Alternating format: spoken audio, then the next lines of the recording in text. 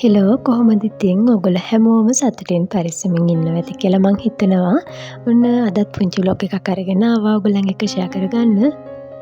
ගෙදරට එළවලු ගේන්නේ කොහොමද ඔයගොල්ලෝ? මම නම් ගේන්නේ කියන්නේ අපි ටවුන් එක හරහානේ එන්නේ ගෙදර. ඉතින් ඒ නිසා අපිට දවස ගානේ වුණත් එළවලු ගන්න පුළුවන්. මම කරන්නේ නම් දවස් 2කට හෝ 3කට ඇති වෙන්න තමයි එළවලු ගේන්නේ. එතකොට අපිට හොඳ නැවුම් එළවලු ගන්න පුළුවන්. එළවලු ටික ගෙනාව ගමන්ම මම නම් කරන්නේ ඒ ටික හොඳට සෝදා ගන්නවා. ලුණු ටිකක් දාලා ලුණු වතුරෙන් තමයි ඉස්සෙල්ලාම සෝදාගන්නේ. ලුණු වතුරෙන් සෝදලා ආයෙ හොඳ පිරිසිදු වතුරෙන් සෝදාගෙන වතුර ටිකක් දිය බේරෙන්න මේ වගේ කූඩේකට දාලා ටිකක් වෙලා තියා ගන්නවා. මම එළවලු ගන්නේ ගොඩක් වෙලාවට තොග එළවලු තියෙන කඩේකින්. ඒකෙන් අපිට හොඳට තෝරලා අපිට අවශ්‍ය විදියට තෝරගන්න පුළුවන්. සුපර් මාකට් එකකින් වගේ ගන්නවා නම් ගොඩක් වෙලාවට මේ විදිහට ලුණු වතුරේ දාලා නම් සෝදන්න අවශ්‍ය වෙන්නේ නැහැ.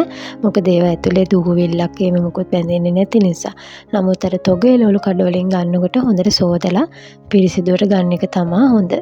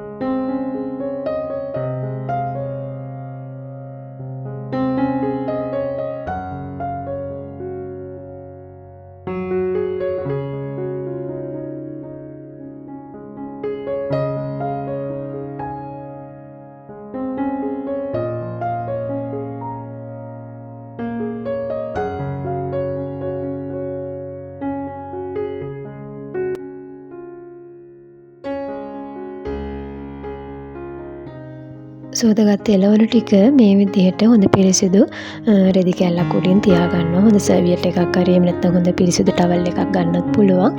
මේ විදිහට තියාගන්නවා. එළවලු වල තෙත ගතිය පිහදලා අයින් කරගෙන සුදුසු භාජනවල අසුරගෙන ෆ්‍රිජ් එකේ තියාගන්නවා. මම දැන් ඊළඟ වේලට උයා ගන්න ඕන ටික විතරක් එළියෙන් තියාගෙන ඉතුරු ටික ඔක්කොම මේ විදිහේ භාජන වලට අසුරගෙන ෆ්‍රිජ් එකට දාගන්නවා.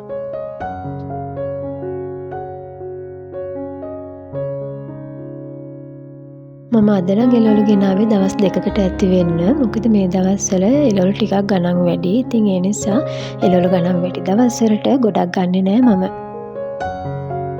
මේ විදිහට සෝදලා තෙත මාත්තු කරලා තියාගත්තට පස්සේ අපිට ඉක්මනින් උයා ගන්න ඕන වෙලාවට ඒ කියන්නේ කලබලකාරී උදේකට වගේ හරිම ප්‍රයෝජනවත්. ඉක්මනින් උයා ගන්නත් පුළුවන්.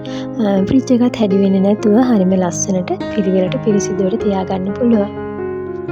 ඉතින් කාර්යබහුල කෙනෙකුට පුළුවන් මේ විදිහට එළවලු ගෙනාව දවසට ටික හොඳට සෝදලා මේ විදිහට අසුරගෙන ඔයාගේ වැඩ ටිකක් පහසු කරගන්න. ඉතින් මේ වගේ තවත් ලස්සන ව්ලොග් එකක් අරගෙන මම ඉක්මනට මෙන්නම්. එහෙනම් ඔයගොල්ලෝ හැමෝම සතුටින් පරිස්සමෙන් ඉන්න.